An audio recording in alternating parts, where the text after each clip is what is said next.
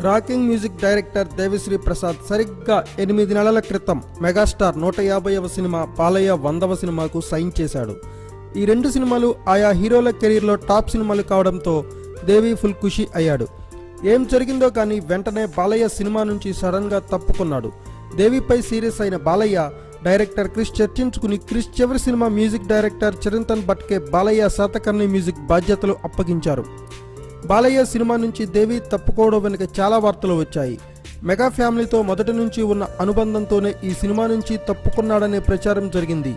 చిరంజీవి రీఎంట్రీని గ్రాండ్గా ప్లాన్ చేసుకుంటూ ఉండడంతో తన ఫోకస్ మొత్తం ఆ సినిమాపై పెట్టినందుకే దేవి బాలయ్యకు షాక్ ఇచ్చాడని వార్తలు వచ్చాయి.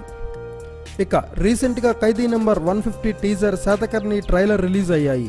ఈ రెండిట్లో శాతకర్ణి ట్రైలర్ మ్యూజిక్కే అదిరిపోయే రెస్పాన్స్ వచ్చింది. అందరూ శాతకర్ణి మ్యూజిక్ గురించే మాట్లాడుకుంటున్నారు. శాతకర్ణి ట్రైలర్ 36 గంటల్లోనే 35 లక్షల హిట్స్ సాధించింది.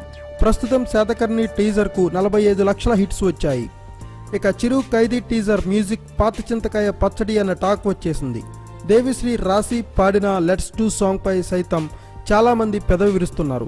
దీంతో ఓ హిస్టారికల్ మూవీకి మ్యూజిక్ అందించే అరుదైన ఛాన్స్ మిస్ చేసుకున్నాడని, ఇప్పుడు కనీసం అందుకు తగ్గట్లుగా శాతకర్ణికి ధీటుగా మ్యూజిక్ ఇవ్వడంలో కూడా ఫెయిల్ అయ్యాడన్న గుసగుసలు ఇండస్ట్రీలో వినిపిస్తున్నాయి.